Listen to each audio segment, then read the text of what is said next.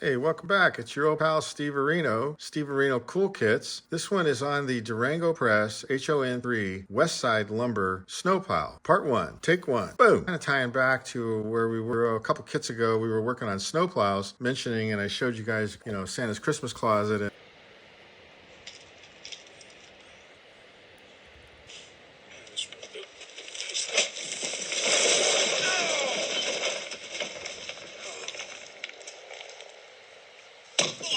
lo and behold, I had all kinds of kits in there that I didn't know that I had. Well, I decided to take a quick inventory, open up one of the boxes, and I said, hey, I've got this Westside Lumber Company snowplow. And we look at that one. I got this once upon a time, way back when time, I don't know when time. I think it was at a swap meet where you could, blind bid on a pile of stuff. You sort of got what you got, and this was in there. Somebody paid $23.95. I think I paid like $5 for the whole bag. It looks like a great little kit. I don't know that you can even get these anymore. A lot of really nice drawing. Look forward to getting into this. And I built one other of the Durango Press snowplows for the Rio Grande Southern. So I know a little bit about what they do here with building up the wood and then laying up paper to make the plow blade. So, that makes sense. They're also giving us, this is pretty old now. All the papers have yellowed like old newspaper. There's some history here, words of caution, yeah, white metal, yeah, okay. Awesome, look at that. It's giving like little tools and stuff that it's going to be stored back here. Wow, this is really a packet, it looks like. What else we have here? We have, yeah, okay, you'd expect to see something like this. There's the paper plow blade, which I expected. Right. So we're going to, that was, as I call, laminated. It looks like on this card, once upon a time, something was stapled here, I'm guessing, A, B, C. Maybe those were bags of parts. Oh, they give you a second plow blade here.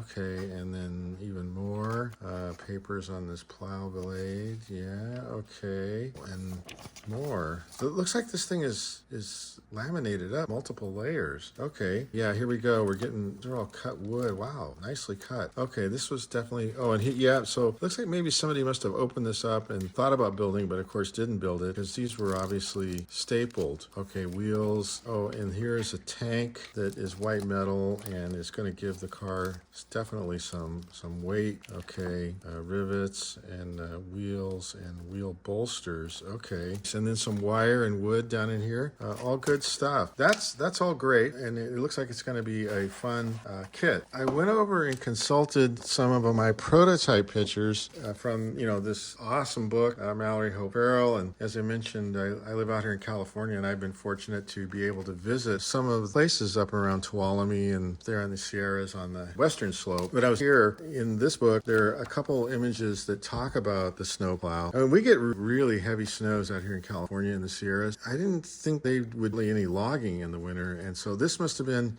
something that they did just during the spring. But here are some images showing the snowplow in operation, and they say in early spring, right over here. And I can see in the images, but maybe you can't make out that the snowplow is working hard. It's over here. A couple instances it said it actually derailed a few times, which you can expect would happen. And then back here in the back, there is another image showing the snowplow, and it talks about this being the second snowplow after the first one was derailed, shoved off to the side. Okay, and then some creative connection pinning that had to be done to connect and drive this thing. I remember there was a full color picture here somewhere. Let me see if I can find it. Yeah, here's this full color picture here. Howard Fog oil on canvas, and it's showing the snowplow being pushed in front of a couple Heislers. So that shows how it would have run. There's a guy standing up here, and the blade is picking up the snow and shoving it off to the right side of the rails there. Yeah, so looking forward to building this. Should be fun. We'll have more updates as we get into it. All right, bye.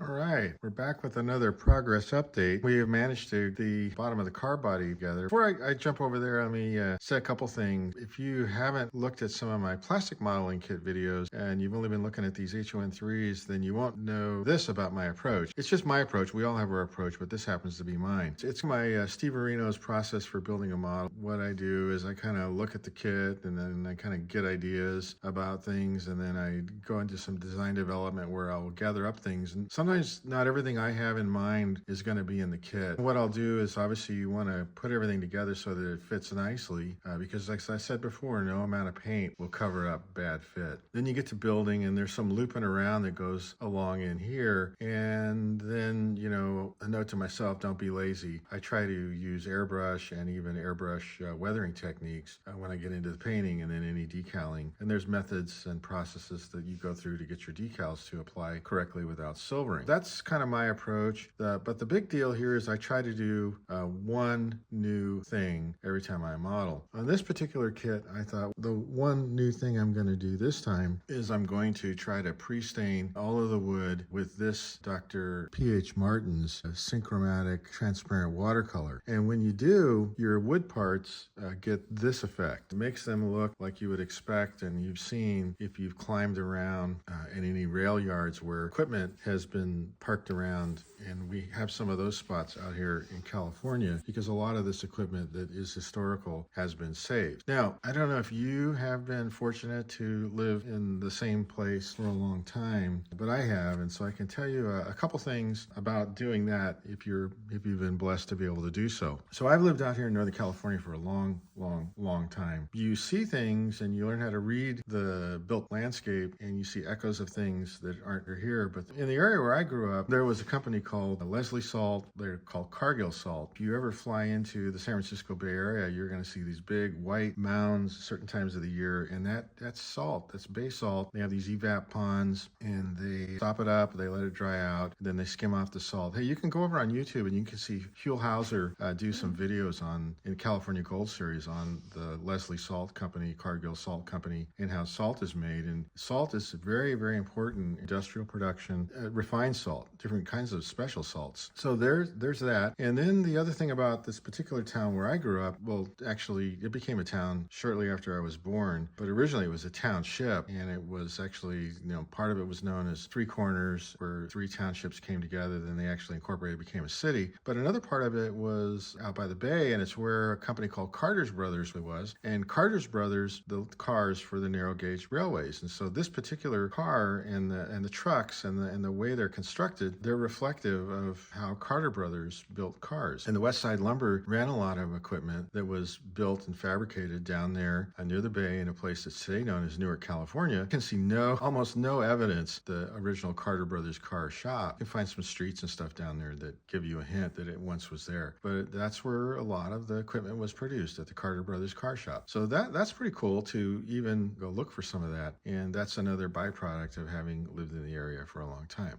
So anyway, here we are, and this particular kit, really a gem and a jewel. There's a lot to this thing, and if you like modeling, which I do, you're going to really be happy with this particular kit. I mean, every single piece, they've reduced a pretty good approximation of miniaturization here. It's very challenging because one of the first things you have to do is you have to take these 6x12s, this one, and you have to get it sanded down where it's a flat 4x12. Because when this layup here, for whatever reason, when they got the wood in the kit, they couldn't get you 4x12s for this and this piece. So you have to make the 6x12 into two 4x12s, the two pieces they give you. So that's a bit of a challenge. But once you get that handled, then you're going to have the right distance here between here, which is your bolsters are going to fit right. And then there's all kinds of fantastic and wonderful white metal castings that go in for the stirrups and stuff that were done on the bolsters down here. And then, of course, you get your resin lag bolts and wash your hardware in. This was already pre-cut down here, and you can see the exactness in this kit. This is all just matching up perfect, right? So I'm very, very pleased with what they put in this kit. Looking forward to continuing on and finishing it up. It's going to be a gem and a jewel, and the plans are excellent. The diagrams are excellent. Like I say, I don't know that you can get this kit anymore, but everything about it is fantastic. And even though, like I said, I bought it in a grab bag pile, most all the pieces were here. I only found two places where one was missing, and I was able to fabricate that out of some old white metal parts I had left over for some previous kits where those were not used. Okay, we'll talk to you guys later. Bye. Hey, welcome back. Okay, time for another update. Kit is going great, as I've said before, and I'm going to end up sounding like a broken record before this is done. Just a ton ton of hobby model building packed into this little kit. Really great one. Enjoying it, having a blast. Okay, so real quick, taking an aerial survey here, I wanted to show you, and even in the trucks themselves, and I'm showing top and bottom, there's just a ton going on in here. You start by taking the wheel bolsters and chamfer them top and bottom 45 degrees. Then there's some white metal straps that go on the top here, which was indicative of Westside. And I'm showing back here in the background the caboose and a brass caboose and the shay. You get to looking at how the bolsters were done, and it's indicative of how Westside Lumber Company car bolsters were and car wheel chuck. So we got those. They look good. You got these male-female pockets here, and let me see if I could turn what's becoming the body of the car up.